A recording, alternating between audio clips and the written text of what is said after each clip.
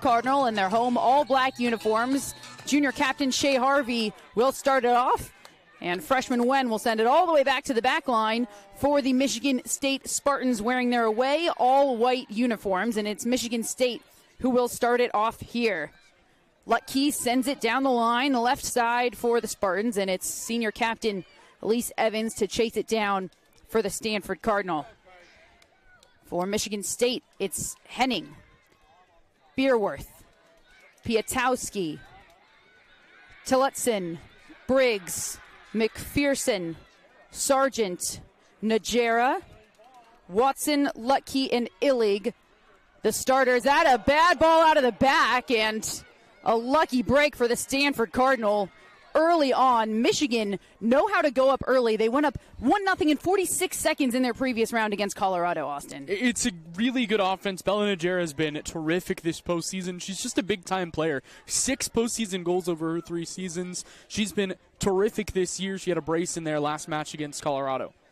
Bella Najera, 2025 second team All Big Ten. You mentioned that brace against Colorado is a 2-1 win, by the way, so she had both goals in that to send this program and this team to their first ever Elite Eight appearance that you're seeing now. And always fun when we get a first ever matchup between two teams. You can see here a high line here from Michigan State. Not a lot to go with it. Elise Evans will play it simple. Sammy Smith will give it back to Evans. Senior captain Elise Evans for the Stanford Cardinal. Austin, everything does kind of go through her. On both sides of the ball, too. She's one of the best defenders in the nation. You can see it when she's one-on-one. You can see it when she's in more look. But then on offense, she's a facilitator. She can score both on corners and in set pieces. She's just terrific.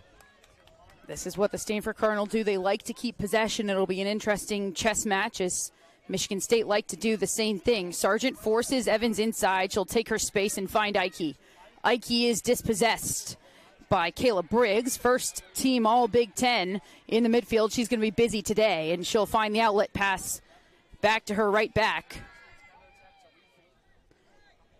Right there, 32 in white. That's Michigan State's answer for Elise Evans on the defensive end as well. Maggie Illig, someone who can also put goals in the back of the net. She's got 3 of them. She scored the first of the season for Michigan State, but she's a veteran. She's someone that's been here that knows the system.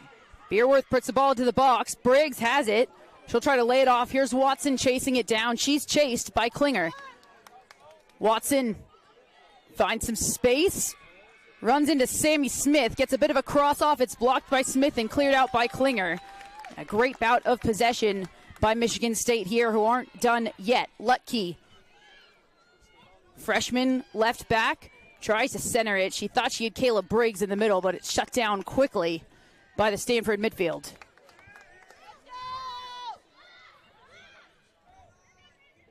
Eleanor Klinger will send it back to Sammy Smith. For the Stanford Cardinal, it's Caroline Burkle in goal. Evans, Harvey, Buama, Kohler, Klinger, Ike, Sammy Smith, Wen, Kitahara, and Freer are your starters today. The only change between both sides in the lineup, Michigan State with the same lineup as against Colorado. For the Stanford Cardinal, just one change, and it's Lizzie Buama starting at left back in place of Miyabuta. And for Michigan State, that consistency has been so important this entire season. It's a team that lost a lot from last season, especially on the offensive end. But most of the starters, all the way back on opening night, are still starting today. You're seeing exactly why Lizzie Buama might be in that starting lineup right there. The left back so good on the ball, so good on the dribble, taking it all the way end line before she's dispossessed.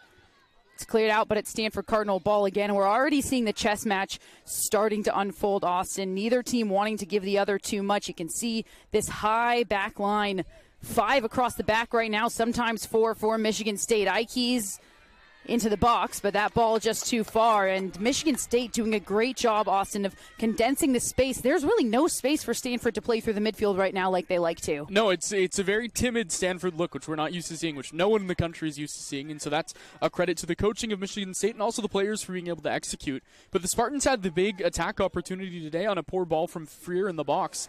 And other than that, it's just been Michigan State. They've kind of dominated their side of the pitch. They've gotten as close as possible to goal between both these teams. You mentioned Freer, Lily Freer, the freshman out of Illinois, getting the start at center back today alongside senior captain Elise Evans. Freer has appeared in every game. That's 21 of them. Started 17. Klinger has Ike, who will lay it off. Kohler. Charlotte Kohler, and what a stop. Henning coming up big already.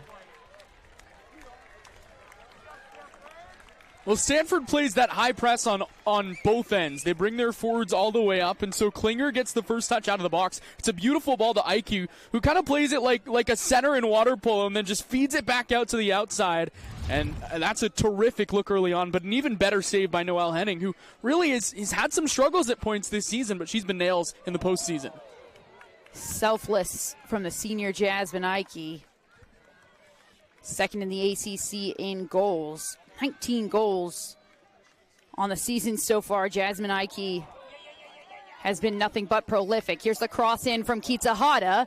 Ike's there, but Henning once again smothers it.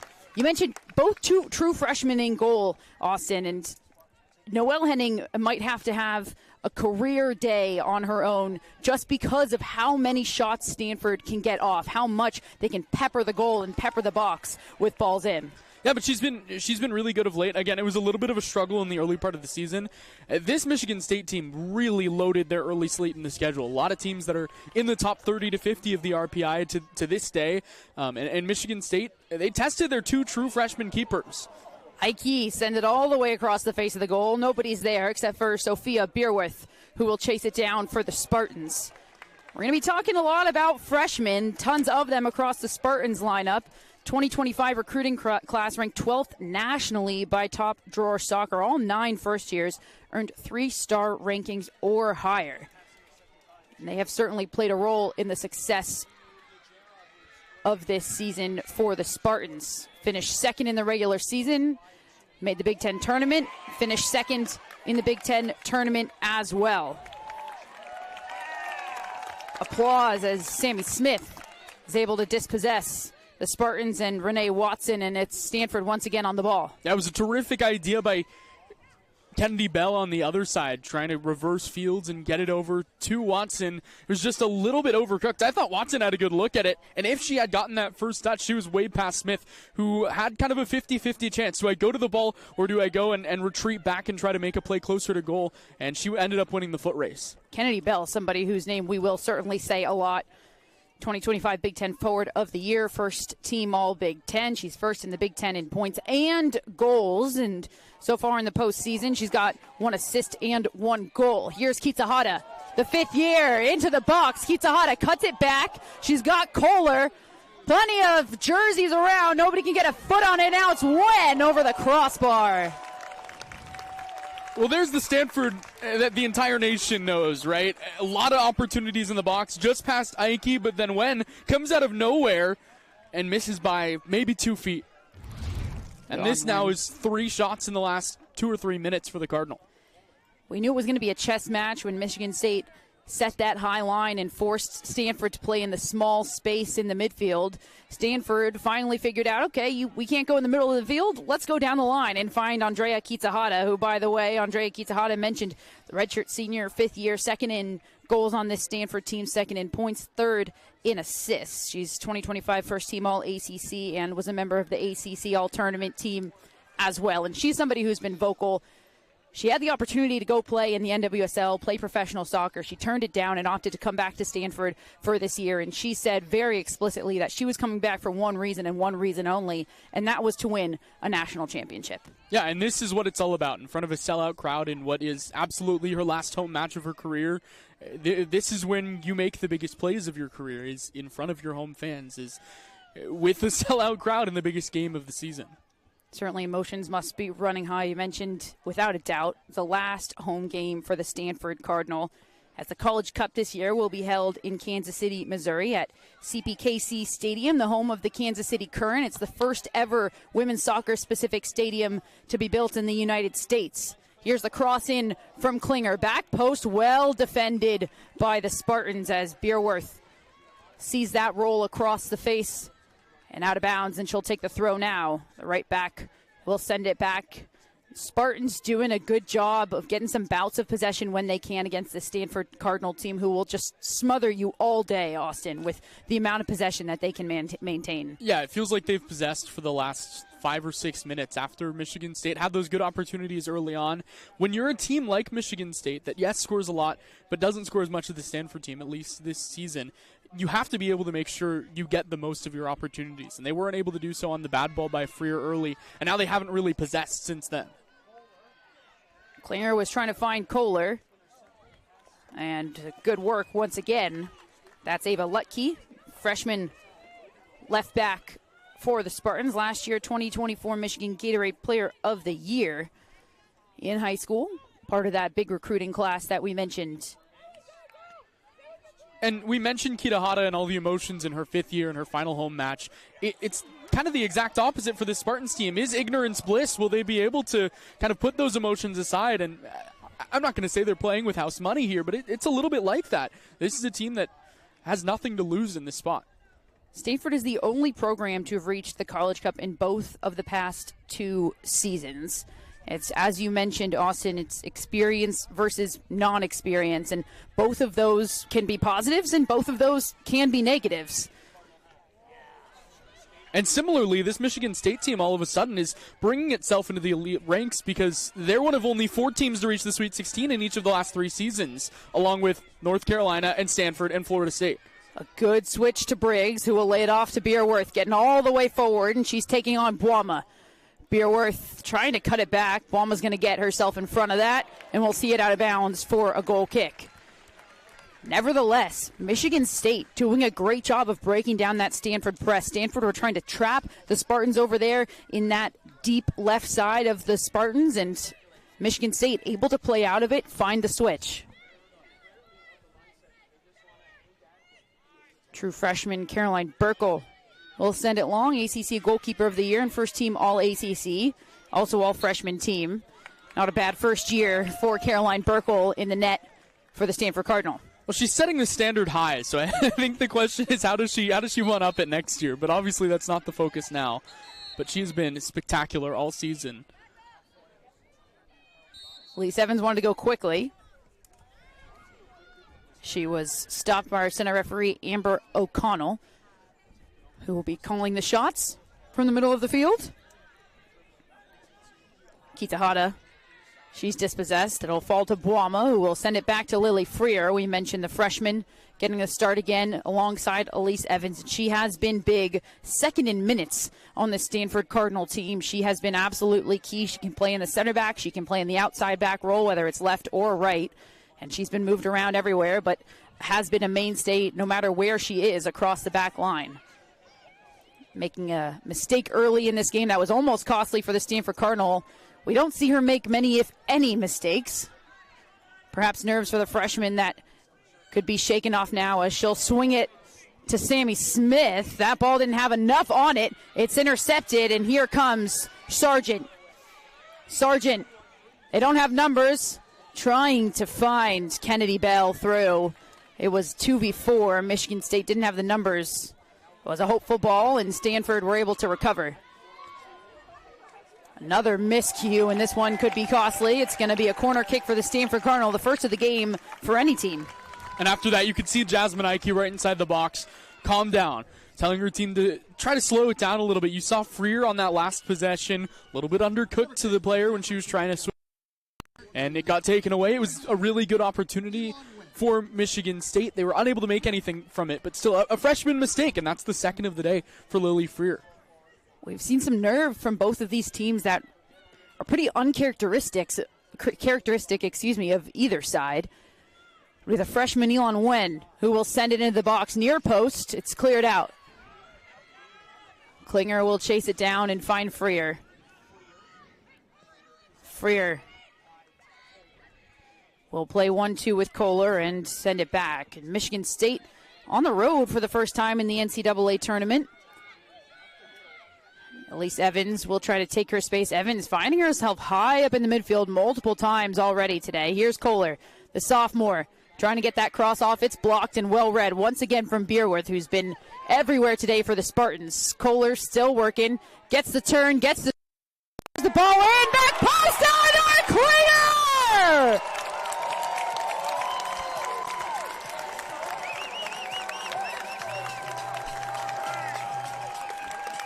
The sellout crowd at Kagan Stadium is absolutely loving it, Austin, and it's sophomore to sophomore. Look at that ball. Can you place that any better? Over the head of one defender, but right in front of the second attacker, and Klinger placed it perfectly past the keeper.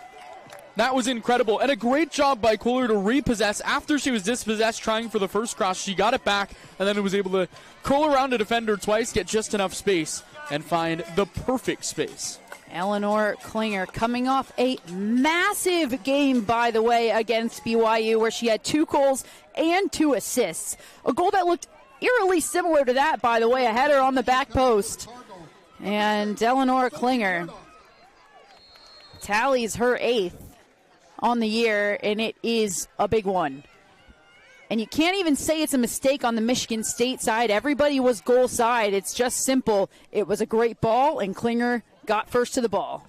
Interesting to note, we've talked about Lily Freer's having a little bit of a struggle so far today. She moved to the right back position. Lizzie Blama's out. Sammy Smith slides over to the left side. Sophie Murdoch comes in, who started the year in the starting lineup, then struggled with injury. But she's in and gets a really nice chance. And look at that, right on cue. Once again, dispossessed is Kayla Briggs. Briggs certainly will play a key role here for the Spartans. We mentioned first team All Big Ten this year, transfer from Providence, and she's come in and made her name known already in Michigan. Here's a quick 1-2. Kohler once again down the left-hand side for the Cardinal. A big touch, just a little bit too big of one. It'll go out of bounds and a goal kick, but the Stanford fans loving it here. I think the only thing scarier than the Stanford team is Stanford with momentum, and I think that's what they're starting to get right now. You can feel it with the energy of the fans right now. You can feel it with the players on the pitch. That ball by Jasmine Ike, she stopped it the first time with the chest, and then she was able to tap it over a defender and then get it back. And all right, now Michigan State's a little bit out of whack. Well, we can hear Jeff Hostler, head coach in his 5th season of Michigan State, all the way over from the other side. What do you imagine he's trying to tell his team right now? It's a difficult position to be in. Again, the momentum is on the side of the Cardinal, and at some point you have to use that experience of, all right, we've been here. This situation we've been in early this season. This is why we schedule those games against top 10, top 20 teams in the early part of the year, so that when we get to the NCAA tournament, when we get to a spot like this, we know how to come back.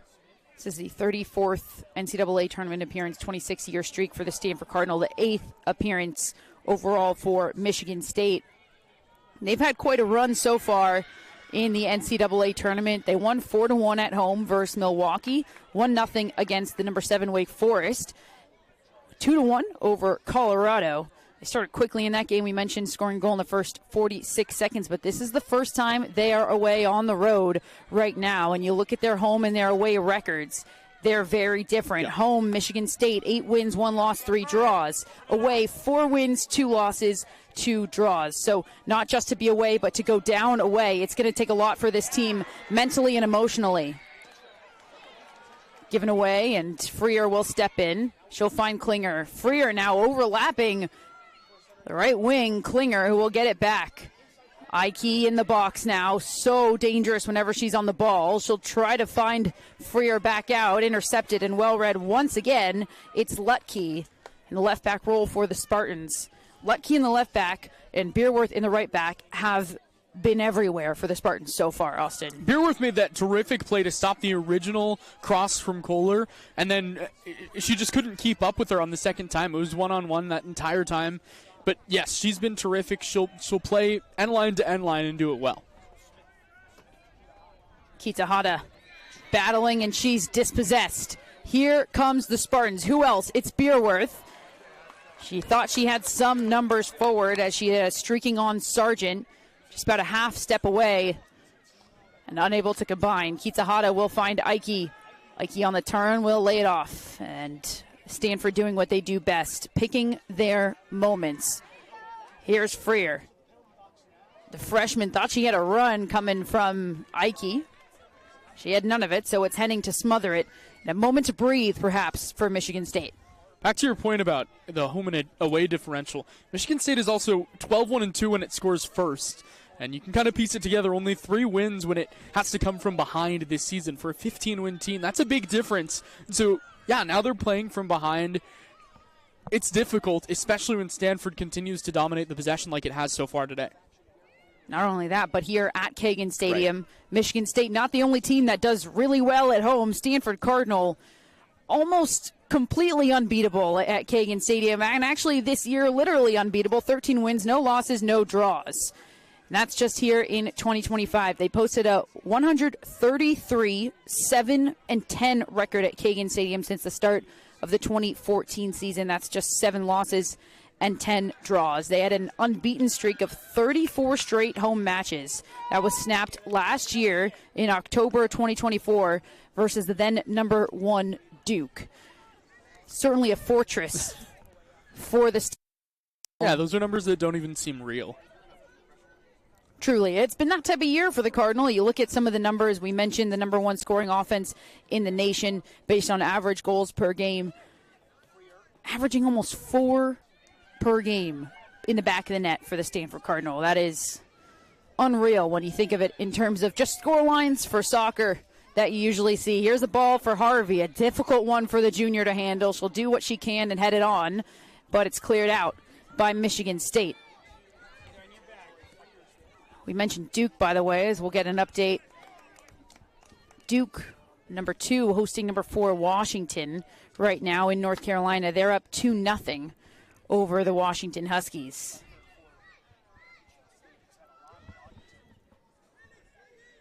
Remaining teams, 3 ACC teams left in this Elite 8, 3 Big Ten teams, along with 1 SEC and 1 Big 12 team. And you look at the matchups, it's ACC versus Big Ten, ACC versus Big Ten, ACC versus Big Ten, and then an SEC and Big 12 matchup. Michigan State, nobody's in front of Sargent. She'll do what she can. Will she draw the foul? Yes, she does. This might not be the worst thing for the Cardinal. It allows them to set up their defense a little bit because all their numbers were back near the opponent's goal. And now they get to trot back, really get in shape. We should mention a change for the Stanford Cardinal. Sophie Murdoch, the sophomore out of Los Altos, California, has checked in. She's in that center back role now alongside Elise Evans, and the freshman Lily Freer has been moved to the right back. Sammy Smith, who was in the right back role, is now in the left back role, and Lizzie Boima is taking a rest. Lucky looking for the switch. Keitsa Hada does a good job to close it down, but an even better job by Tillotson to somehow get that over to the right side. There's the cross in, cleared out. Briggs just over. Really good look. That move to the outside was spectacular. The cross was good. And on the touch by Evans, I mean, Briggs, really a good look at goal, just missed it. But a couple of good looks of late for Michigan State. Maybe something to get a little momentum on, especially if they can win this second touch. Absolutely. Now in the Stanford defensive half, perhaps with their numbers and their offensive formation already set up, Kayla Briggs will just maintain possession, and she'll find McPherson.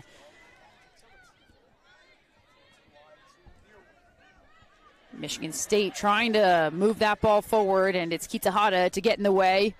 She'll dispossess Spearworth. Keitsa now showing off her speed. She'll find Ike. Jasmine Ike gets the cross off. She's got Klinger inside. Headed out. And it'll fall. Keitsa will get her foot on it. Here's Freer now in the right back roll. And she's got space. She'll pick out her pass. A difficult one. Almost intercepted. Kennedy Bell thought about it. But now she'll find herself on the ball. Kennedy Bell, we mentioned, having a pretty prolific year herself. 11 goals, 6 assists. First in the Big Ten in points and goals. An assist and a goal so far in the postseason. And listen, an assist and a goal in the postseason is a great statistic, period, the end. But we have heard maybe, Kennedy Bell isn't scoring. She's not doing as much in the postseason. Well, you look at Kennedy Bell anytime she gets on the ball, and there's 2, maybe 3 defenders around her. Kennedy Bell doing a great job to just find herself on the ball at times with how many defenders. You look at where she is now, alone at the top, standing next to Sammy Smith, and nobody around her. And her unselfishness has allowed Bella Najera to really break out in the postseason, has allowed Caleb Briggs to have a really nice postseason.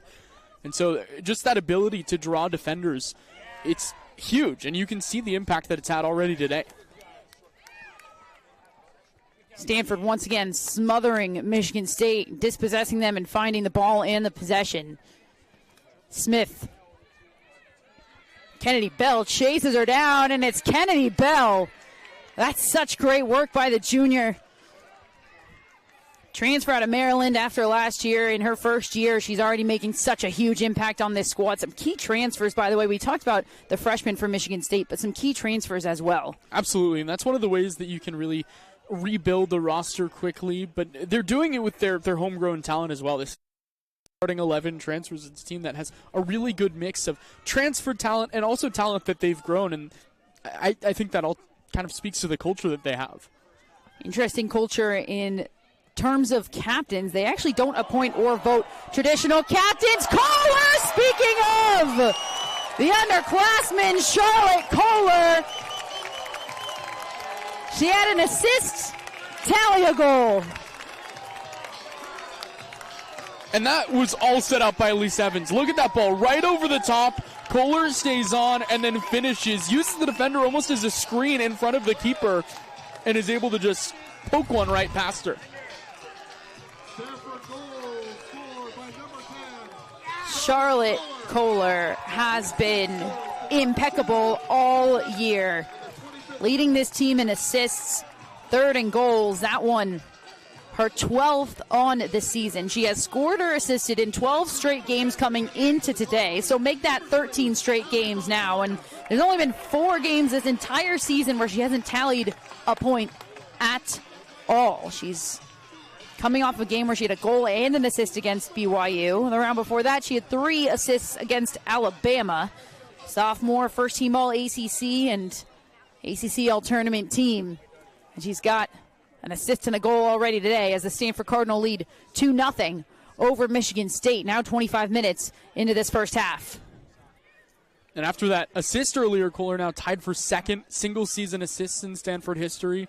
So you look at the record book, and in a year, whenever the sports information staff remakes it, it'll have a lot of 2025 in it. A lot of 2025, and we've seen them coming up in the stat book against a lot of 2019 stats. Yep. Obviously, the last time this program won the national title, a lot of similarities, Austin, and a squad that's looking to replicate, if not beat, what 2019 did. And if you look at most goals scored by an Elite Eight team through their first 3 games, this is it. It's the most since 2019 Stanford. That team beat Prairie View A&M 15-0 in the opening round. So Stanford, I mean, they've got a little bit of a ways to go to get to that mark, but still, the 16 goals through 3 games is unheard of. That team consisting of players like Katarina Macario, Naomi Gurma, plenty of names that are known not just in this country, but really around the world now in the soccer community and beyond it. Can't help but feel similarly about some of these seniors on that Stanford squad as well. Elise Evans wearing the captain's armband, leading this squad. She's got plenty of international experience. Andrea Kitahara, Jasmine Aiki. Names we will certainly continue to hear even after their Stanford days. Lily Freer. She'll take her time, take her space, and find Klinger. Klinger's got space now inside, and Austin, Michigan State have somewhat given up on that high line. Yeah. They're playing a little bit less aggressive on the defensive end, and Stanford really has dominated. Again, another really nice cross picked out that's just a little bit over, but yeah, it feels like they're having to switch their original game plan, which worked for about 10 to 15 minutes of game time, and then it's been all Stanford. Aiki with the turn, Jasmine Aiki! What a save from Henning! It's cleared off the line, but Aiki finds herself on it again. Finally all the way cleared. Here's Wen. Elon Wen found Aiki inside, who was double-teamed, and Henning comes out, scoops it up, but Noelle Henning coming up huge in goal once again. Yeah, you feel bad for Henning. you look at the two saves she's made, they're both spectacular. One diving to her left, one diving to her right. One off a shot from Jasmine Ike, who's one of the best scorers in the nation. And she's had to work. Even on the 2 goals she's allowed, the first one was a perfect cross and a perfect header. And the second one, she had a screen from her own teammate right in front of her. It's been a difficult day for her, but when she's had the opportunity and when she hasn't had what feels like the entire weight of the world against her, she's done great. Noelle Henning, we mentioned true freshman, standing at 5'11" out of Milton, Ontario.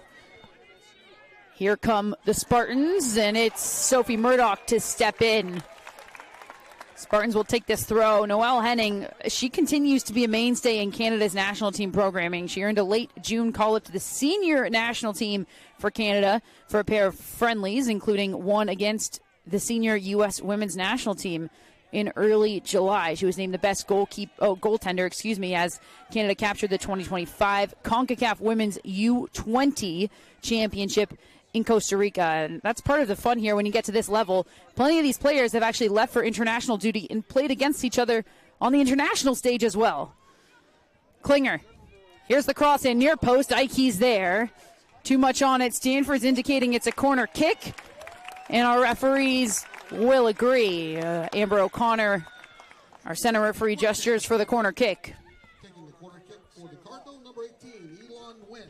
You look at the statistical difference in this one so far. You can see it not just on the scoreboard, but also in all the peripherals as well. Stanford the only corners today, really the only shots, and Michigan State has had to work all match long on the defensive end. Here's the ball in from Nguyen, near post. Harvey got to it, but couldn't get around it. It'll be a goal kick for the Spartans. Take another look. Second time that Nguyen's went near post. Stanford wanted it called off of Michigan State, but it looks like it might have gotten Shea Harvey there on that left thigh. Michigan State will stay true to what they like to do, and they'll build out of the back. And they have been good at it. Trying to skip the lines there in the midfield, play long. As was Kennedy Bell coming towards that ball. Difficult ball there for the junior to handle. Now Stanford doing what they do best, playing with the lead. They know how to take the wind out of the sail of the other team. They know how to just take the momentum that they might be garnering and just put a cap on it. Yeah, they've led for almost 80% of the postseason. And if you factor in today, it's probably right about that 80% mark. And that's only in the 3 playoff matches. You look back to the regular season, it's not a team that really has faced a ton of adversity. They had that one road trip where they struggled against Clemson and against UCLA, but outside of that, there has not been adversity.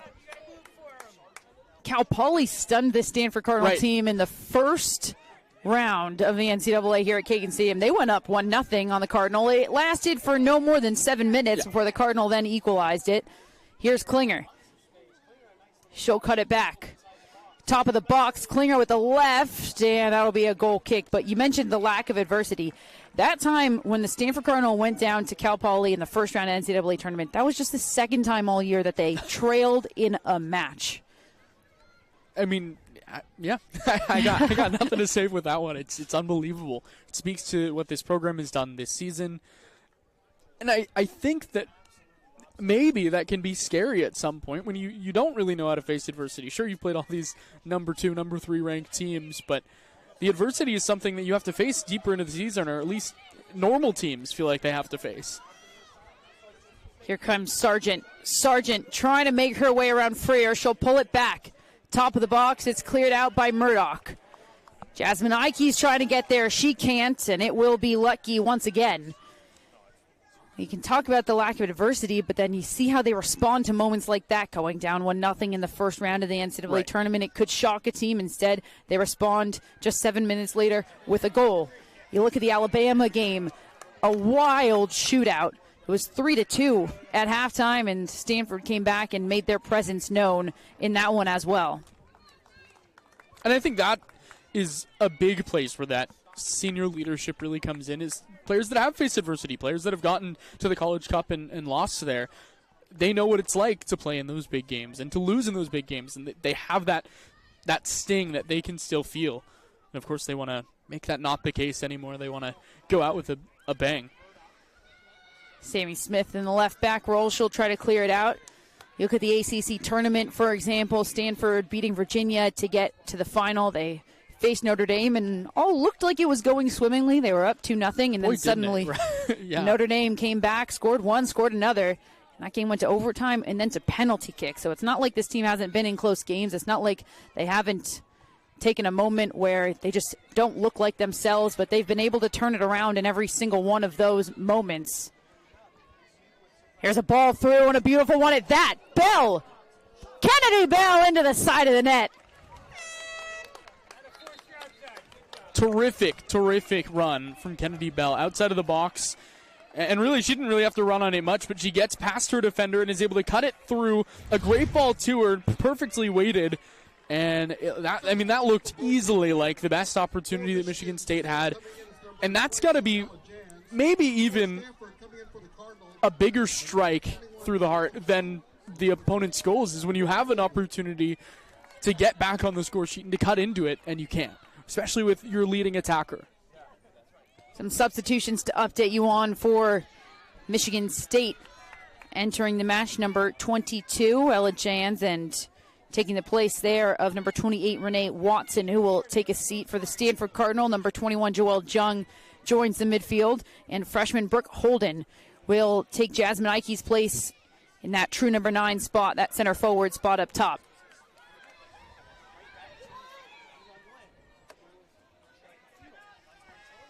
Another substitute here, Allie Montoya, the senior on the left side. Allie Montoya lays it off. Here's Jung.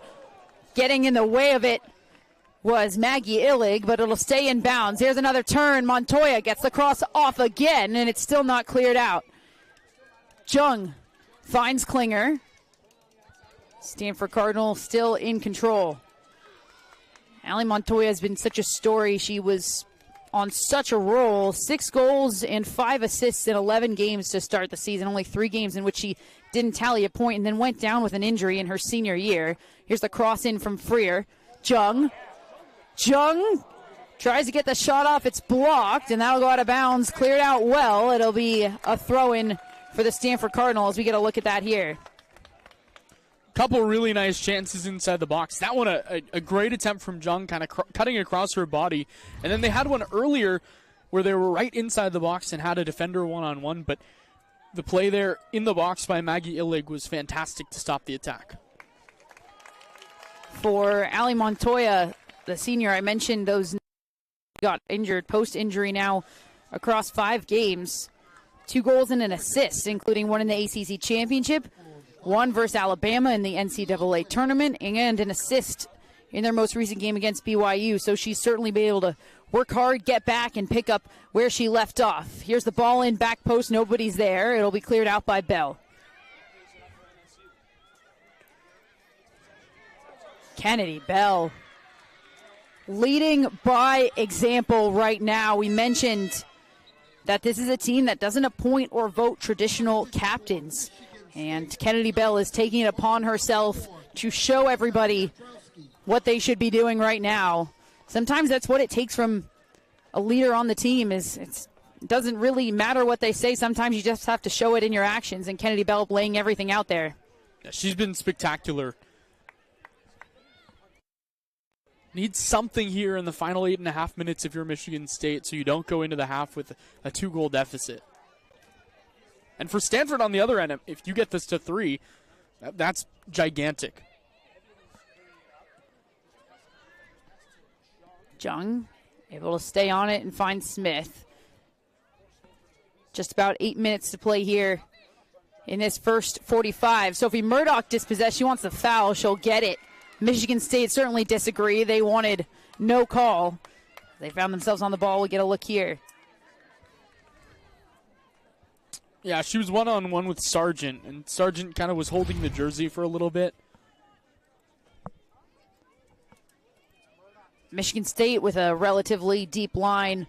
Once again, everybody back. And 3 forwards. Midfield almost non-existent right now as their lines become completely condensed. Now they'll step forward just a little bit. Here's Holden, the freshman. Freshman herself has come in as a sub for Jasmine Ike. And she's had quite a year, 6 goals and a brace in her collegiate debut in the first game of the season. Here's Klinger. She's got a goal already today. Tries to get the cross off. And it'll be a goal kick. Klinger can't believe it. She thinks that should be a corner kick. It'll be a goal kick nonetheless. Back to Brooke Holden. She had a brace in her first career match. 10 minutes, by the way. Those both came like a 10-minute stretch at the end of the game against USF. She's someone who can really pack a punch, and the ability for Stanford to, what getting ahead in so many matches does is it lets those freshmen get big minutes early in their career. Obviously, you see players like Lily Freer, Elon Nguyen start, but it allows Brooke Holden to get those big scoring opportunities in her freshman year. Holden now with some space. She'll cut it back and away. Cleared out well by Michigan State, but that is textbook exactly what you want. Take it end line, cut it back to the penalty spot, and Stanford aren't done yet. Harvey trying to find her way inside, and it'll fall to Montoya, who will settle it down, the senior. We'll get it back on the wing. Montoya now double team, somehow finds the space. Ellie Montoya still working on it. And she will win a corner kick for the Cardinal. We'll have another sub here. It'll be Jaden Thomas. Number 9, Jaden Thomas. She'll take the place of Eleanor Klinger. Go ahead, Austin. Beautifully done. Both times that Stanford had the ball deep in its area. You saw Holden get past the defender one time and force a clear out, and then obviously Montoya somehow getting past her defender. That's magical. Freshman Wen, who's taken every corner, takes this one again. Near post, trying to find Harvey. It falls to Murdoch. The center back thought she had one there. And this will be, once again, another corner kick off of Michigan State. We'll get a look here. Another really good ball from Elon Wen. And yeah, Murdoch had a good look at goal. It looked like maybe the right foot of Henning almost accidentally stopped it there. But she'll take it, as that had eyes for goal. Wen once again on it. We can hear the chants from the football team who might be headed this way. Coming over from the football stadium. They'll play just across the parking lot tomorrow.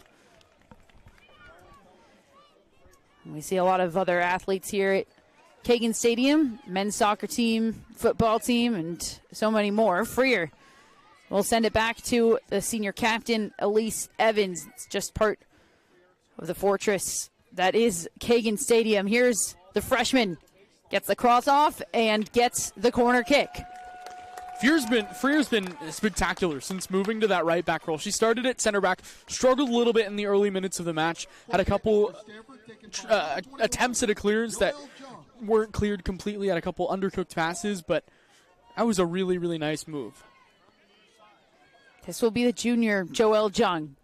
Here's the ball back post, all the way over the net and over the goal. It'll be a goal kick with about 4 minutes left to play here. Down 2-0. Michigan State trying to make something happen in these last 4 minutes of this first half.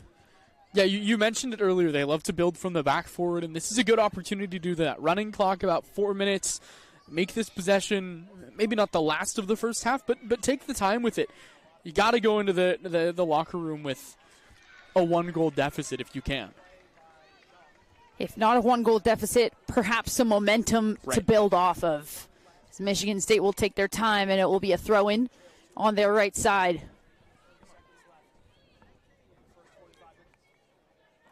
We've seen the Michigan State fans. There's a contingent of them in their green, sitting down by their defensive end. We've heard them a little bit, but it's been the Stanford Cardinal packed house that's been just a little bit louder. This small contingent of Spartans travelers has certainly made their presence known here. And we'll have a substitution. Michigan State substitution coming on for the Spartans. Number 25, Samantha Maroney. It'll be Samantha Maroney, the sophomore defender, who will enter in the game. She's made an appearance in every single game so far for the Spartans. About half of them she has started.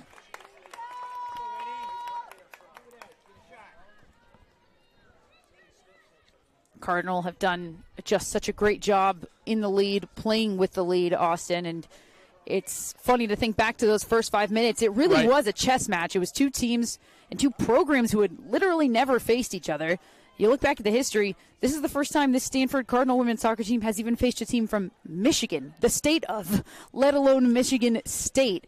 And it really was a chess match. These two teams trying to figure each other out. Michigan State playing that high line, and Stanford couldn't figure it out at first, but it took all but 10 minutes, and they were able to start to break down those wings. And since then, it's really been all Stanford. Kennedy Bell's done what she can early on. It was Kayla Briggs that had a couple opportunities. It was Bella Najera that had an opportunity, and they were just unable to convert. And when you allow this Stanford team to get momentum, that's, like we've mentioned, when they become most dangerous. Harvey gets a touch on it, and she's able to find Smith. Stanford trying to clear it out, but here comes Michigan State. Briggs lays it off. And she had Sargent, who does a great job to win the corner kick. And this, an ever-important set piece now for Michigan State, who are not going quickly. It's a running clock, by the way. Under a minute 30 to play now. Corner kick for Michigan State. They've had some success this season on set pieces. Their first of the year came from Maggie Illig, so watch her. The defender wearing 32 in white is someone that can really score it, has got some really good looks inside the box. Remini Tillotson will take this with the right. Here's the ball in, back post. Kept in the box and finally cleared out by Harvey. And they were aiming for Illig again. On that back post, a really beautiful ball on the entry from Tillotson. Michigan State won't be happy about that. Center referee getting in the way a little bit. Here's Briggs, dispossessed by Murdoch, and it's cleared by Wen. Lutke does what she can, but it's Montoya to scoop it up for the Cardinal. 30 seconds to play. Michigan State desperate to keep it in this attacking half, and they do, but time is running out. Can they find the switch and find some space? There's a long ball. Looking for Bell. It'll be cleared out. Now about 10 to play. Michigan State will do what they can here. 7, 6, 5, As they'll play through the midfield, and the time will expire. 1, 0. Taking those good moments, keeping them, and then changing what needs to be changed. So they'll start with possession here in the second half, and instead of sending it away, they're going to try to build from the back forward, like we've talked about them being really strong at, and that's a good first look. That's just a little bit overcooked, trying to get to the outside for Maroney. They get it right back, and now here comes Kayla Briggs, who's got a pair of goals in the postseason. It's cleared out by Wen, but it'll be a throw-in for Michigan State. Already a little more aggression in the second half for Michigan State on the offensive end. And you love to see it. And that's something that Michigan State was doing well in the first half, is building through the midfield, through the middle of the field, which is something that not many teams can do against this Cardinal team. They've done it well, so I'm glad to see that they're going to keep that as part of their game here. Now they'll get the switch. Lutke playing up high as he goes back to the outside. First minute of the second half, Stanford's got a takeaway. Ike corrals it in the midfield. She's got numbers behind her, and she's got a lot of space on the left side. One defender in front of her, it's Tillotson, and she's trying to take her off the dribble. She beats her on the inside. Tillotson gets under her, but she's able to come out of it. Here comes Ike, looking to pick out a cross as she gets a step over with the right, sends it back post, had an opportunity, and it's cleared out well as it'll go back out to Lily Freer. But Michigan State's got it, and a whistle blows against Freer. That whole attack right there, obviously Jasmine Ike doing what Jasmine Ike can do. 1 versus 5, as you see here right after the tackle. You can see Jasmine Ike cutting it back post. She thought that she had Harvey, but that whole attack off of a Michigan State mistake. When you're playing a team like Stanford, you can't beat yourself. And that was a really nice build from Michigan State as well. They were able to get a couple of players involved. They were moving the ball well, and they were just unable to make anything out of it. So we'll see what they can do. Start of the second half, only 2 shots for the Spartans so far. You compare that, they forced their keeper to make 3 saves. Here's another takeaway, another mistake that leads to Jasmine Ike getting torn to the ground, and here comes a card. And no question that that's going to be a card. Intentional play, of course. We're going to get a look here. very intentional, and that's just all that's going to do is tell you just how dangerous Jasmine Ike is, because that's number 32, Maggie Illig. She looks up, she sees Jasmine Ike looking to get a breakaway, and as she rightfully should think, she's thinking to herself, this is going to be a goal. I need to do something about it. So a professional foul at that, and a yellow card. So now the card gets to set something up. This is a little deeper than Elise Evans had her assist early in the match, but still a set piece, and they'll move their numbers around. About 4 near the top of the box for the card, with Kohler right outside it. Evans, front edge of the box, headed back, goes back out past Harvey. Then it's cleared, but not all the way by Michigan State as they get it out to the perimeter for Kitahara. That yellow card for Illig is huge. Maggie Illig leads this team in minutes. She's a senior defender who is a mainstay, who is possibly the most important part of the defense of this Michigan State team.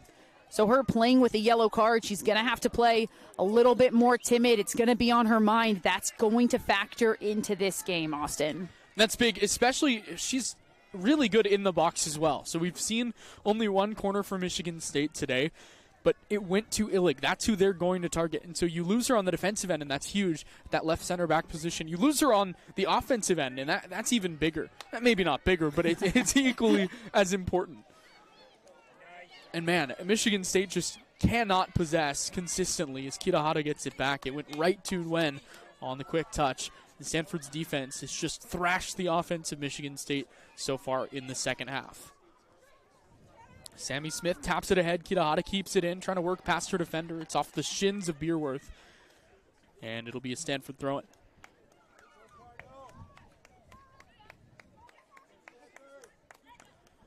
Quickly to Ike, a nice tap. Here comes Kitahara. And Illig clears her lines back out through the middle. Well, and this is the issue. Go ahead. I'm so sorry, Austin. This was the issue here. You just see how many players were around Kennedy Bell. It was Kennedy Bell and 4 Stanford defenders. She did a good job there to keep the ball, but that's been the issue for Michigan State. They haven't been able to get an outlet pass that can keep the ball.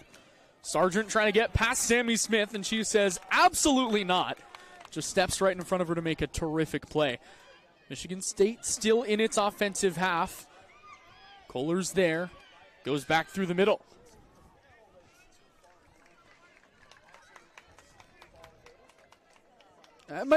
Is that the first time Caroline Burkle's touched the ball today?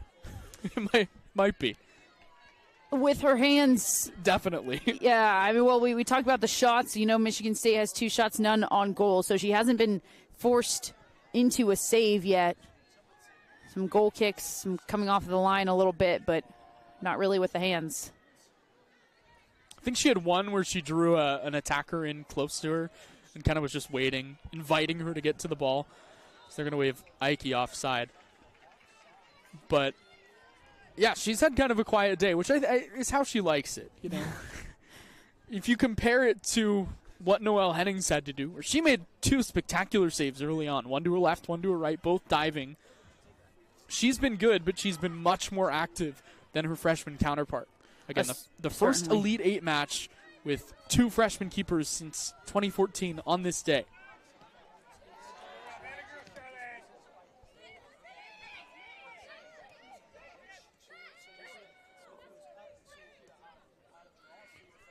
Stanford just working through its back line. 2 attackers there. Bell's up there along with Sargent, and they'll reset it. It was excellent work from Sophie Murdoch right there. Was Sargent, who was cutting off of the pass to Elise Evans. Murdoch faked going forward, cut it back, and used her keeper, Burkle, to complete the switch. And another foul on Michigan State. Take another look. That bench making their feelings known about it. They certainly did not think that Watson committed that foul. Almost another one there as Klinger fell. But Michigan State's got it. Through the middle, a nice run. Here come the Spartans, even numbers on the break. Out to the outside, Kennedy Bell with Sammy Smith right in front of her. She'll stop it and play it back on the overlap. Over to Beerworth. Trying to work it from the wing. Kitahara does a nice job to cut it off. And we've talked about it. This is where Michigan State could work, starting from the wing, playing through the middle. Beerworth has been really good today. I really would have liked to see Kennedy Bell take that shot. You get your best goal scorer 1v1 at the top of the box, and she decides to lay it off. And we're looking at a statistic where there's 0 shots on goal. You have to start shooting. You can't be too afraid. I would love to see her just touch it to her left, try to get some space and a half step opening up, and just try to get a shot off. Here comes Illig, deep into the Michigan State territory, and she's dispossessed. And now the top defender on this team is all the way back in Michigan State territory. But the Card work it through the outside and allow Illig to get back.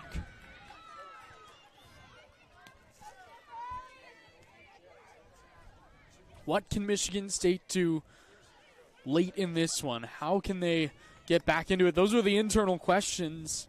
They've got to find something. Obviously, the gravity of this game is both teams are aware of it. High line right now for the Stanford Cardinal. McPherson, number 16 in the middle for Michigan State's done a good job of getting that ball from her back line, turning, facing up, and taking her space. But then she looks up and she doesn't have anywhere to go with it. And ends up back in the back line for Michigan State. That's a dangerous wraparound from Maggie Illig on Jasmine Ike, and Illig has to be careful on that yellow.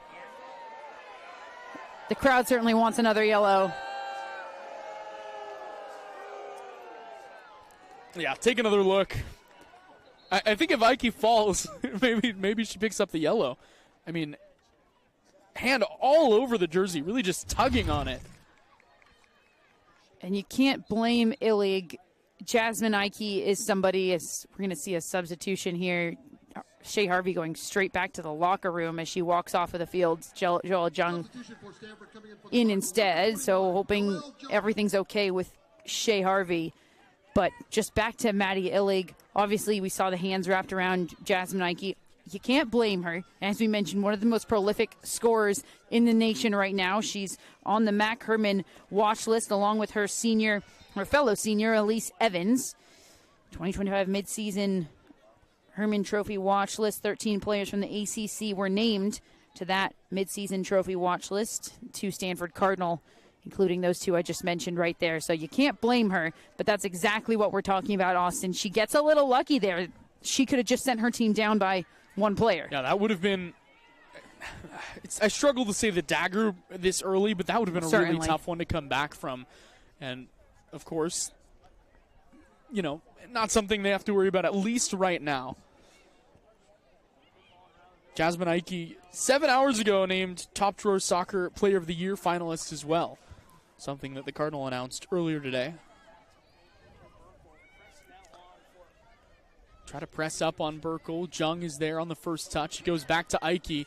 Now she makes a turnover right shoulder. One-on-one with Illig, who's still playing that aggressive defense as Ike sends it over the top down the right side. And Michigan State does a nice job to keep it in its possession. Despite the tall task that Illig has, despite her doing it with a yellow card, I would be shocked to see Jeff Holzer take her out of the game. This is a senior defender. I mentioned how important she is to this squad.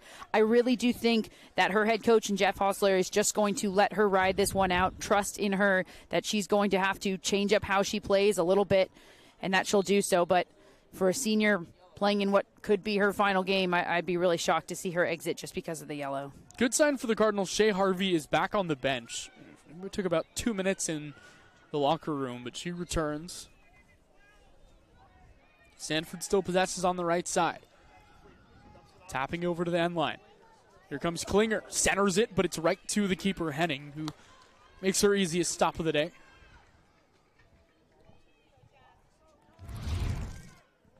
Stanford Cardinal 5 shots on goal. Henning 3 saves. And the only difference right there is the 2 goals, of course, both of which nothing could have been done by any goalkeeper in the world, really, Austin. They were difficult. I mean, both of them were incredible, and that's what this Stanford team does.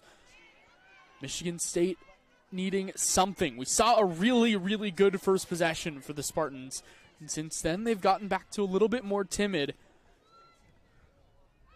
They still have time where they can kind of slow it down in this one. Beerworth is dispossessed by Kitahara, and it'll be a throw-in. About 35 minutes left.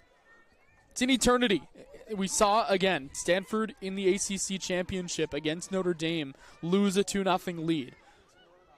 You take the foot off the gas, and that's exactly what happens. This is a great Michigan State team. Great idea from Ike. And it just skips past the touchline. Well, two leaders on this team combining. You'll love to see it. Andrea Kitahara, two-time captain, mentioned fifth year. Jasmine Ike not wearing the captain's armband, but her head coach, Paul Ratcliffe, has talked about the leadership that she brings to this squad on the field. And that she really leads by example on this field, and where she goes, the team goes. That's exactly what head coach Paul Ratcliffe said. Where she goes, the team goes. And there really are very few bigger compliments that you can give to a player. Trying to play it through the middle. They were looking for Watson, but the Cardinal were there to take it away. And now Evans has got it as she clears it out to the right side for Klinger. Nice footwork by Klinger. She takes it down the right side, now spins past her defender, works it back through the middle, weaves it past one defender, and now the Cardinal have a possession. They've got the switch to Smith. Storming up the left side, she finds Kitahara, and this is where she's so dangerous. One-on-one, she gets past Beerworth on the outside, and a tackle made outside the box. Nice job to clear it away from Tillotson. Great work there from Tillotson. We've seen her have to get into that slide a couple of times. One time against Ike, this time she's able to get that ball, and Stanford Cardinal are just working this back line of Michigan State, and you start to think to yourself, okay, well, what can they do? Can they change formation so that they can get maybe more attack, just more support for those two forwards who are kind of like alone up top against the back line of the Stanford Cardinal? But then there's the other side of that, right? As a beautiful turn in the middle. Really good opportunity. Now here comes Briggs over to Bell on the right side. She stays on. One-on-one with Smith. Smith weaving towards the end line, trying to pick out the cross. And it goes off the post and is cleared by the Cardinal again. Once again, unselfish from Bell, and you want to award her for it. There's a foul. We're going to get a look here. Kitahara doing what she does best. Andrea Kitahara, 1v1 against any defender in the nation. Tough spot to be in. Yeah, she knows how to put the moves on. Really nice ball to Ike, who taps it to Kitahara, gets it back. Now here comes Kitahara outside the box. So dangerous as she steps past her defender, working with the right. She gives it back to Smith. Creases ahead, gives it up, back to Kitahara. Stanford looking to draw first blood in the second half. Beautiful cross, knocked away. Once again, beautiful work. The true freshman in goal, Noelle Henning.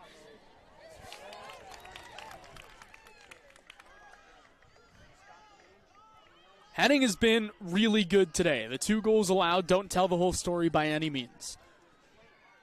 Not in the least. Klinger sending it central, mistouched, and it goes back out. Now Freer's got it for the Cardinal again. Elon Wynn drops it off. Here comes Smith. Over to Kitahara. You can see what the idea is for the Stanford Cardinal here in the second half. It's feed Kitahara, who gets it to Ike, straight through the middle, turns over her left shoulder, wraps around a defender, and weaves it back. Now she'll throw one in with the right, trying to bend it. Here's Kitahara. She got it!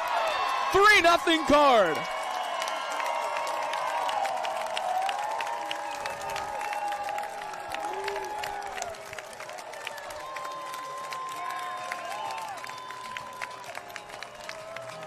The fifth year put a little extra something on it, telling the crowd to get up and go crazy. And it's senior Jasmine Ike with the cross, and Kitahara on the half volley. She put a little extra something on that one. Her 16th of the season. Andrea Kitahara has been, in a word, unstoppable in the postseason.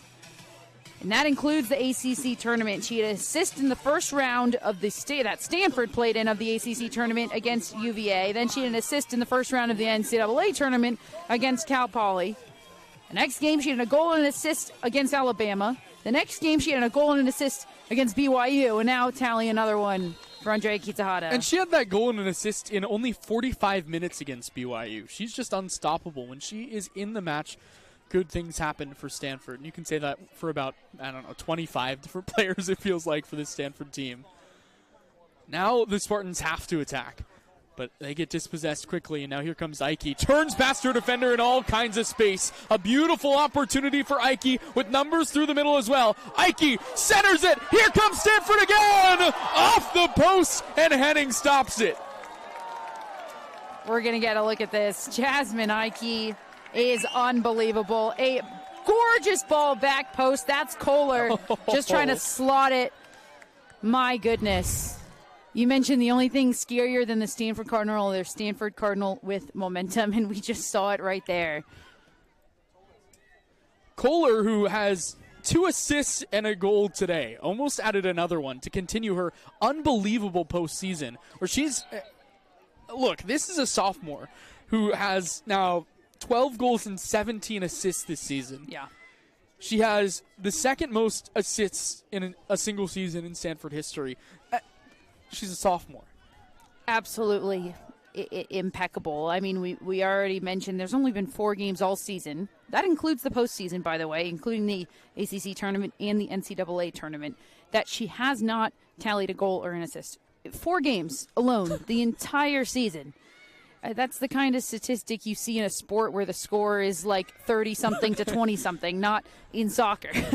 Well, I mean, look, Stanford versus Bama looked a lot like a football score in that one. Certainly, that's true. For those who didn't catch that, Stanford won 7-3. It was 3-2 at halftime, and then Stanford came out and put the kibosh on it pretty quickly in the second half. You mentioned, Austin, though, that this changes things for Michigan State. And it has to turn and picking up the foul there.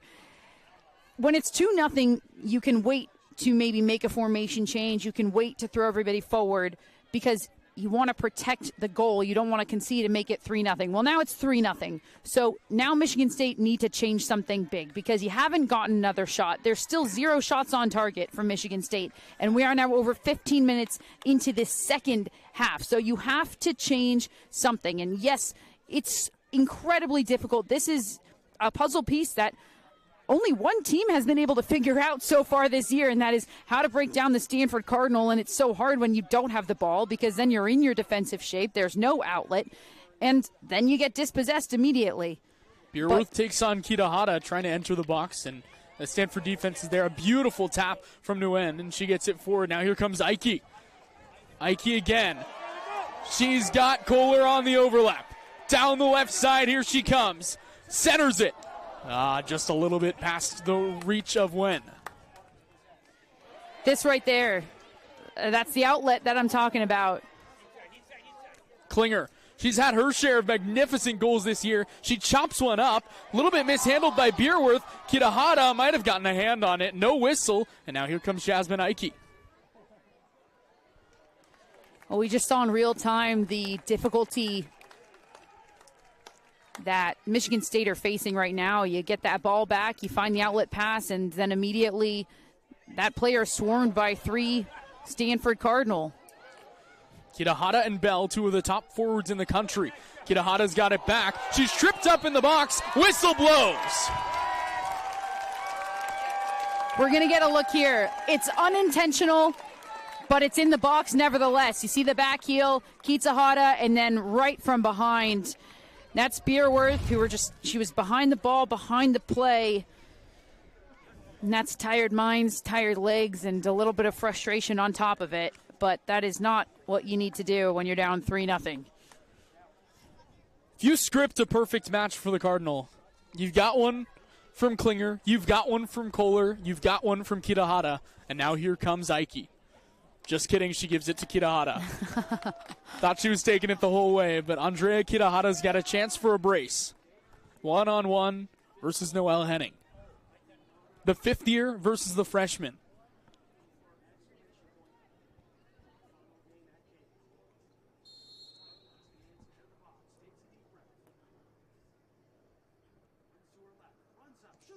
Yes! And it's 4-0 Cardinal. Well, we're going to get a look here in a second, but you see Andrea Kitahara, the composure.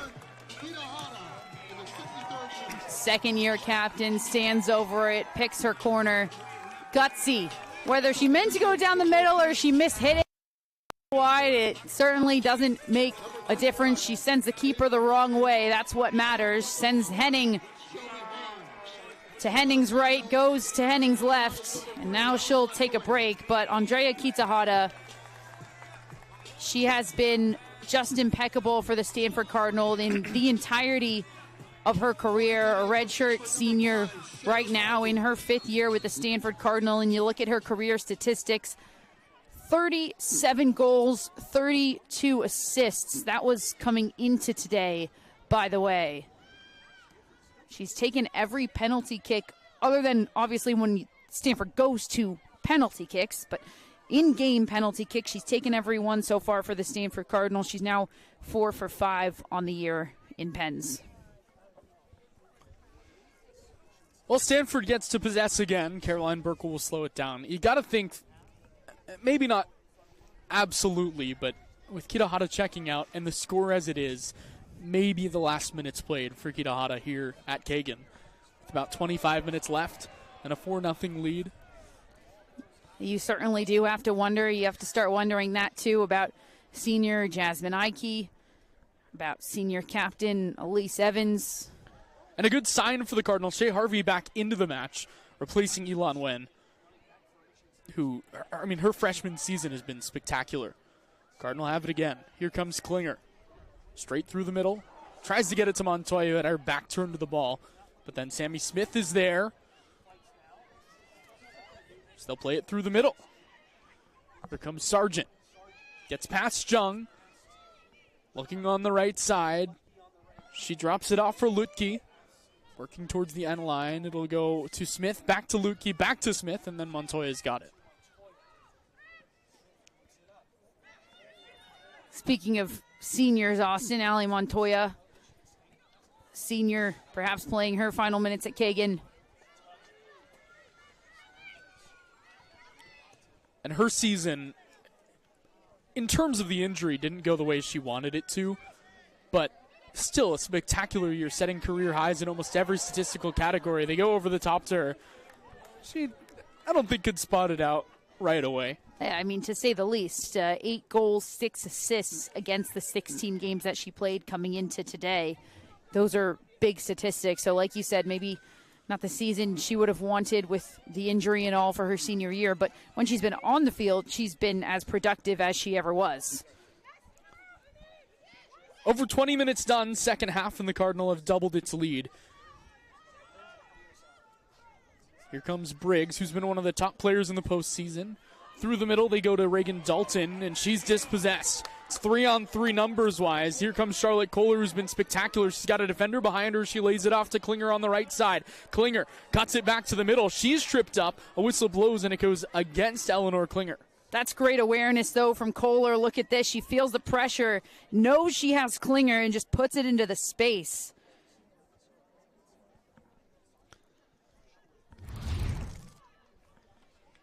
One of the strongest things about this Stanford team is that they play every match that they're up 3-0, 4-0, like they're down 2-0, 3-0, where you can still see the intensity, and you can bring in 2 to 3 levels of players, 2 to 3 levels of substitutions that provide that same energy. There's no drop-off when you go to the second unit. No, there's no drop-off when you go to the second unit, and there's no difference in the 89th minute or the first minute for the Stanford Cardinal as Jasmine Ike gets hit from behind. She's down. By the way, that hit came from Maddie Illig, who will receive what looks like is a talking to only. Jasmine Ike slow to get up, but she's seemingly okay.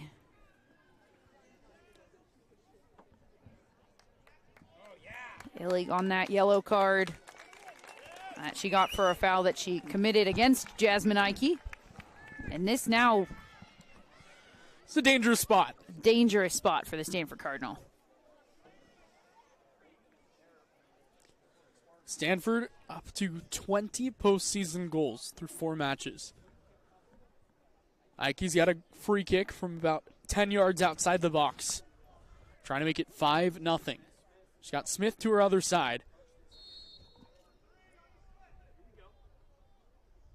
Ike runs up on it first. She'll take it. Ike! Unbelievable!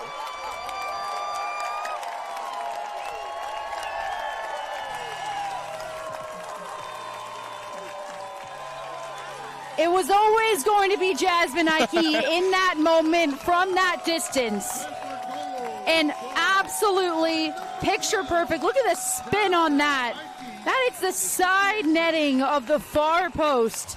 Jasmine Ike can score from any place, at any moment, in any way. We've seen her with a bicycle kick. We've seen her as she grabs a penny now, and she's exiting. Perhaps the last of Jasmine Ike we'll see at Kagan Stadium. But if it is, what a final play it was, Austin. Yeah, she's got the hug line going right now. That's usually pretty indicative.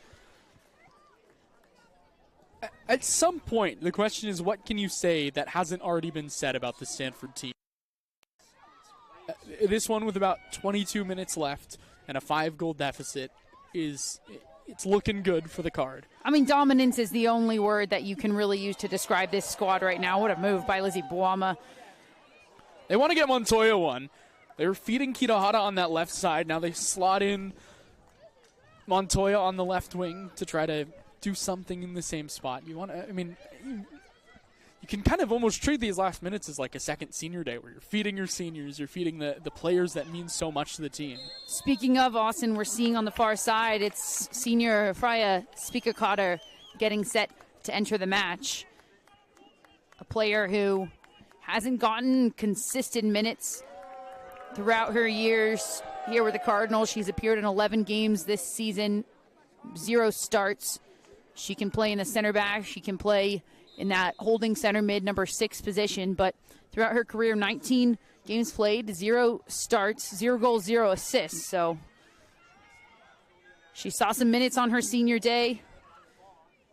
And it's looking like she's gearing up to get some minutes now.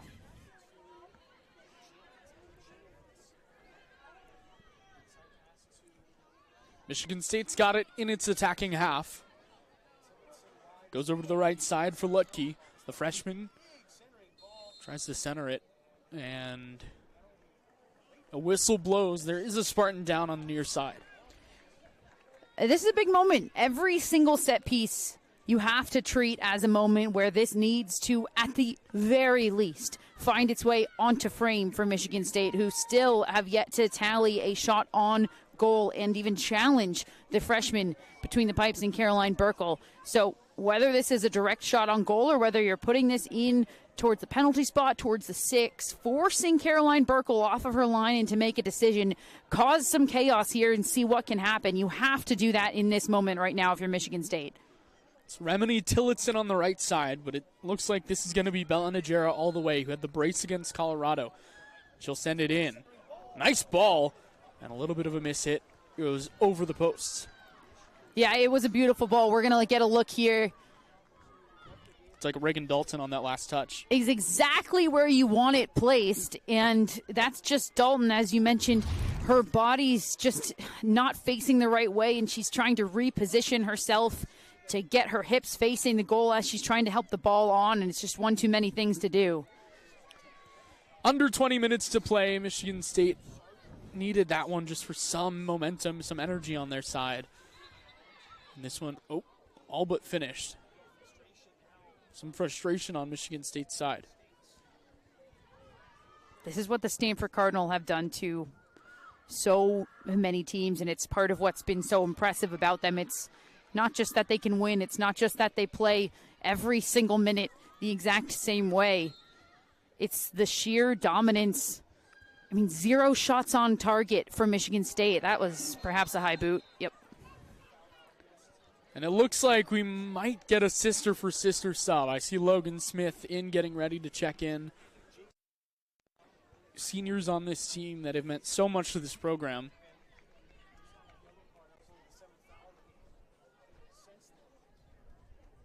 We'll see what they do with Elise Evans as well back there. Looks like the only captain left on the pitch for the Cardinal. You know the game's over if Elise Evans exits the game. That's the only thing that you can really know if you've watched the Stanford Cardinal play. It's very similar to, Maddie Illig on the Michigan State side and just the importance of her presence alone. Speaking of, a beautiful play by Illig to keep that in. You know Illig's going to give her all the entire 90 minutes.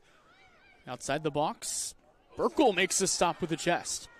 As a shot from just outside the box. You love to see it. Get the shots going. Start peppering the freshman and see if she's maybe lost a step from being perhaps lulled a little bit. Jaden Thomas going down. And they're going to call that foul on Thomas. We'll get a look here as the ball from Harvey. Tough to tell. Certainly trusting in our center referee who has the best angle.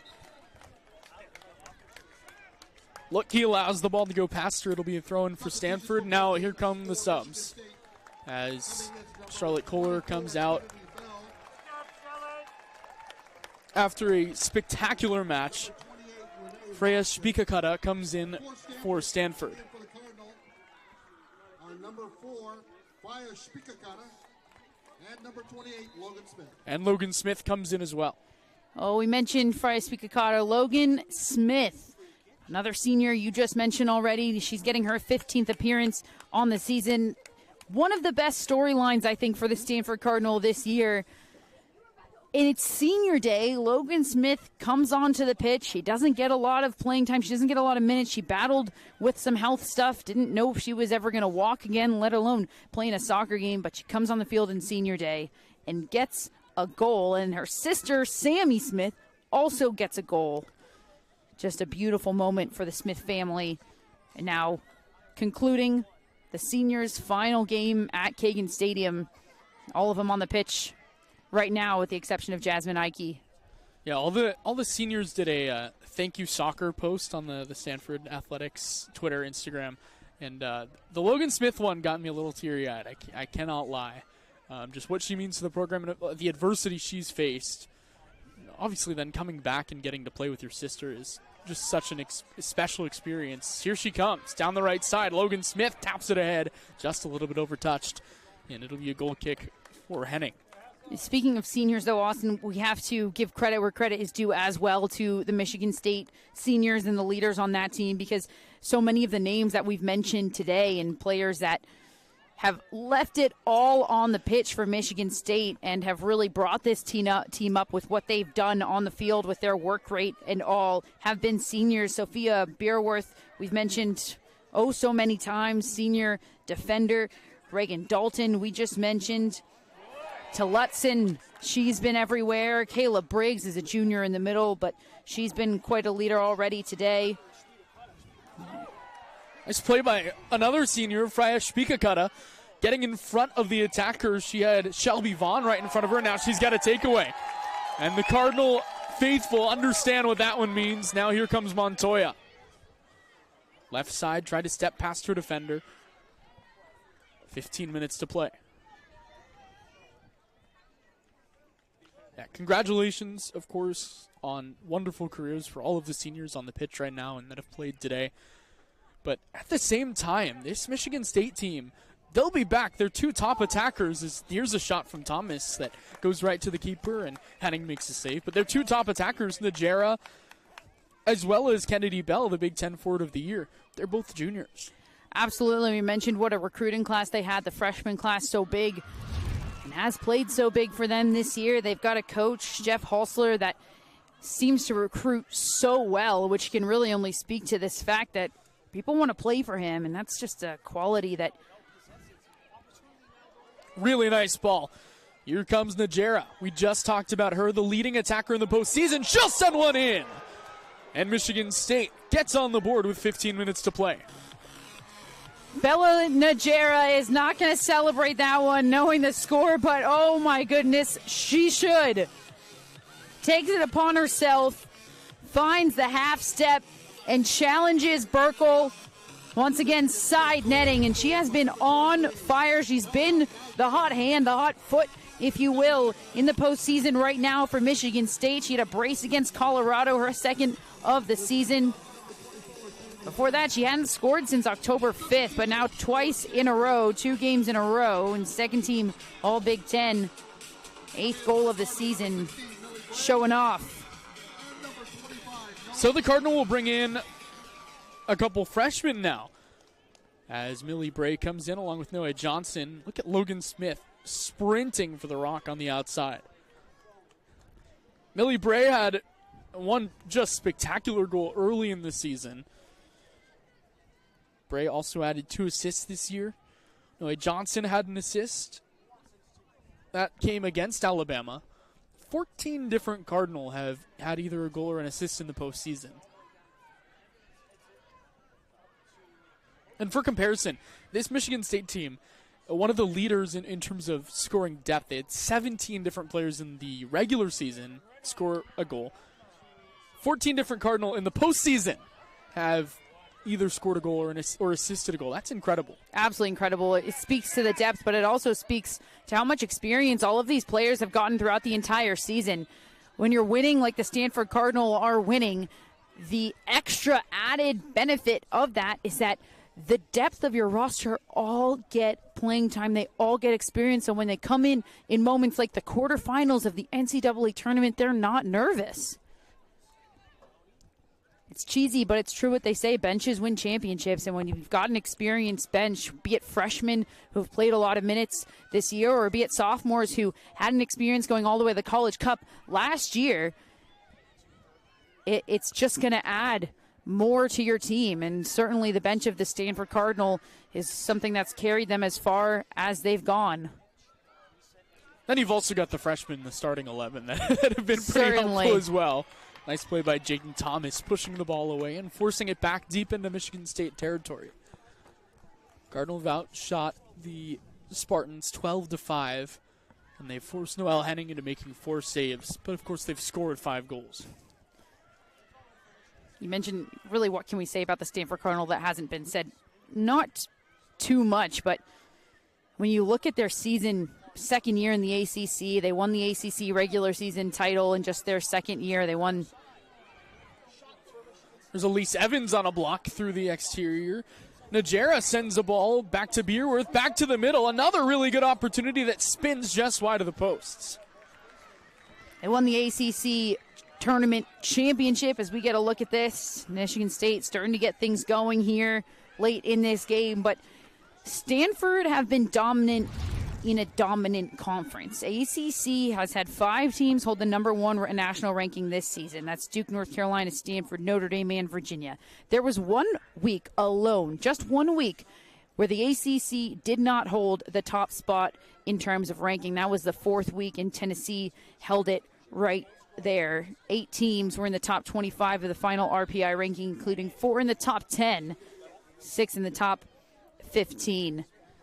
It's been pretty incredible for the ACC the past couple of years. It was a historic 2024. We've talked about last year's College Cup. All 4 teams in the College Cup belonged to the ACC. It was Duke, North Carolina, Stanford, and Wake Forest in that College Cup. Of course, 2 out of 4 of those have fallen. Duke advancing now to the College Cup, the first team to do so here in 2025. Stanford 10 minutes away from holding on to that second spot, and then we've got 2 more to play for. Similarly, Florida State up 2 on Ohio State with about 15-ish minutes left in that one.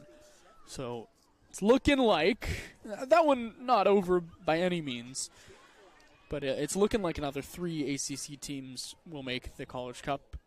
At the least, there will be 2.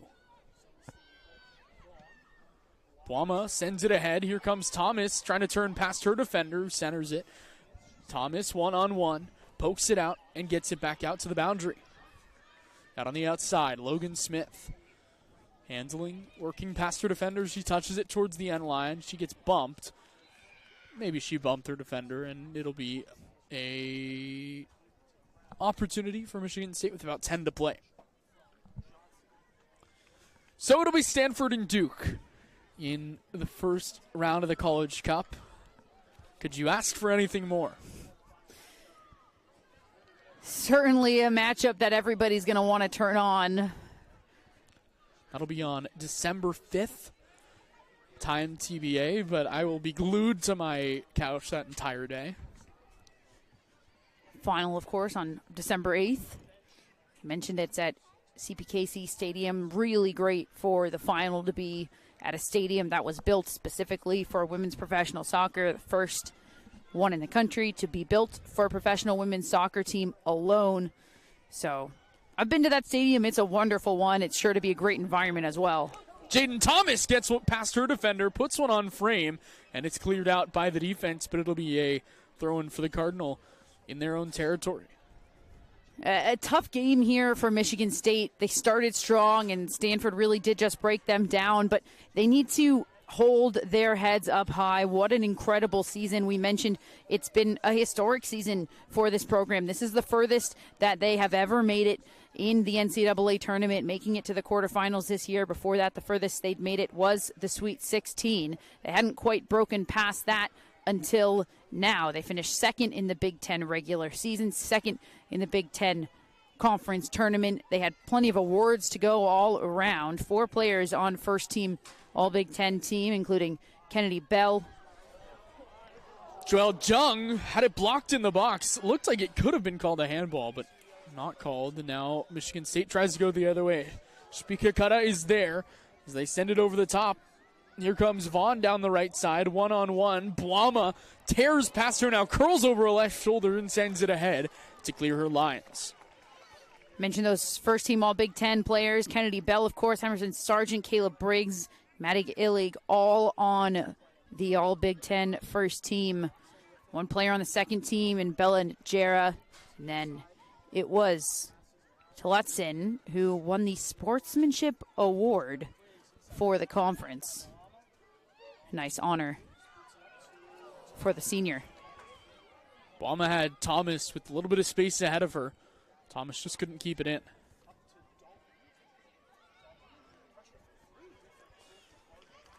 Michigan State's got to throw in, and they'll make substitutions. Both teams make substitutions. Emerson Sargent comes in along with Maggie Illig. Coming in is number 27, Brooke Holden. And Brooke Holden into the match for the Cart.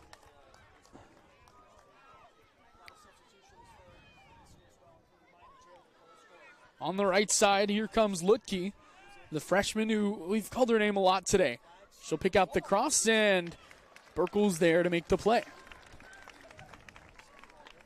We get a look here. Great work there from Burkle. Giving the thumbs up to Murdoch, who just did her best to get out of the way. I'm sure Burkle was screaming her off of that ball. Freshman's been in full command of her box today. 2 shots on goal now for Michigan State. Caroline Burkle tallies her first save. Bell with the touch, centers it. Pops out wide to the right side with Vaughn in the box. Over to get it, here comes Sargent. One-on-one with Montoya on this side of the pitch, working on that left foot. Tries to send one in. Shpika Kutta gets a foot on it and is able to pop it out. Up ahead to Holden. Working one-on-one. One defender in front of her. She tried to center it past Tillotson, but the senior defender was there. Now Holden will try to get past the second defender. That's Illig in front of her, and Illig has it pushing up. She didn't feel Holden behind her, and Holden gets a throw-in for... looks like everyone thought it was a throw-in for Stanford except the officials. About 5:30 to play.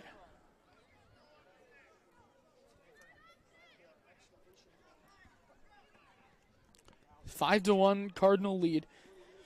Kohler, Klinger, Ike with goals. Kitahara with a brace.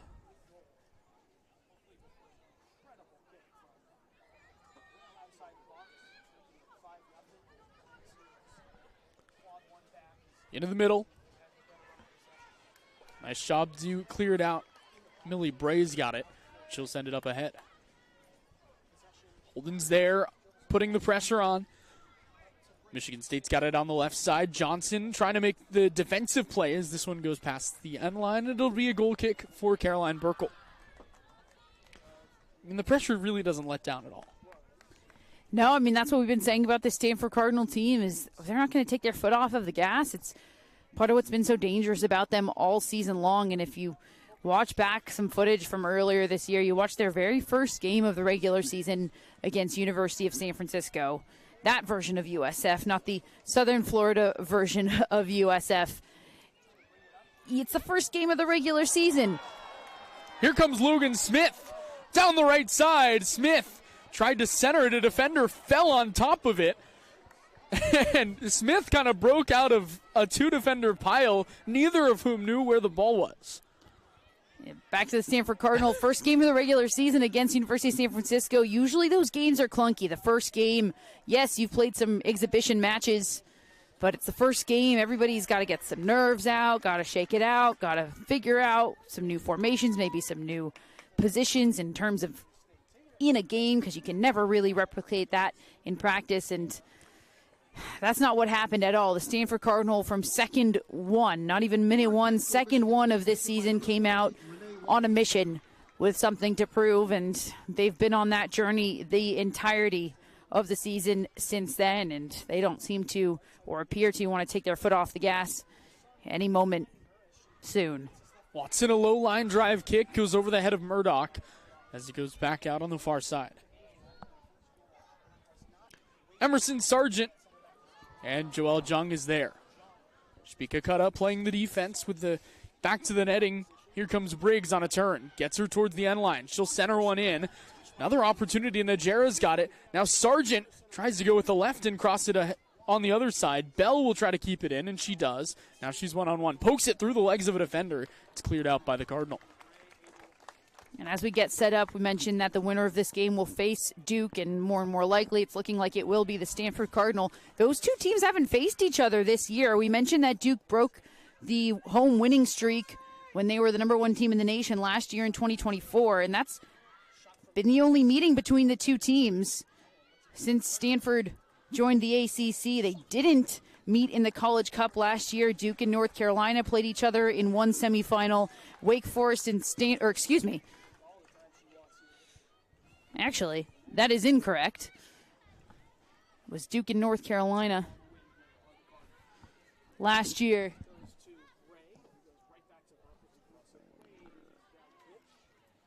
Here comes Stanford with Noe Johnson down the right side.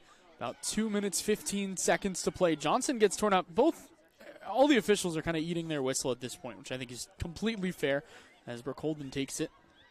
Just to correct myself, I was correct. I was going to say, that sounded right. And then I didn't want to be wrong about Duke it. and North Carolina played each other in one semifinal, Stanford, Wake Forest in the other, and then North Carolina beat Wake Forest in the championship. That was last year. So since Stanford joined the ACC for their first year being 2024, that was the only meeting between these two sides. So it'll be interesting to see with Duke and Stanford having not faced each other this year, two different teams than they were last year, how that matchup ends up playing out. Here comes Montoya, one of the senior leaders of this team, trying to get a goal in the final home match of her career. Defended well, though, by the Spartans.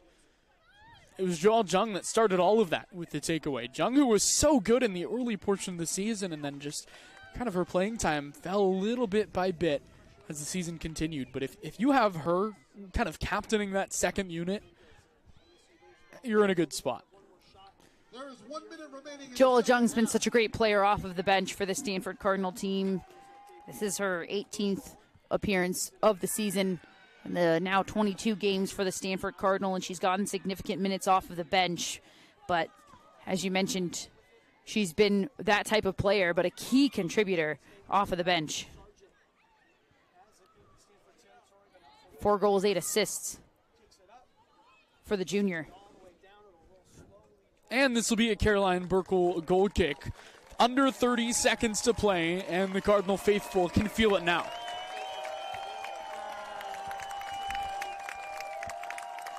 "5-1 the final. Kohler with the goal, Klinger with the goal, Ike with the goal, and Kitahara with the brace. And the Cardinal are still going. Here comes Elise Evans trying to put one in. She'll center one. Here's Holden at the buzzer. Holden. It's not going to matter. A date with the Devils on the horizon. The College Cup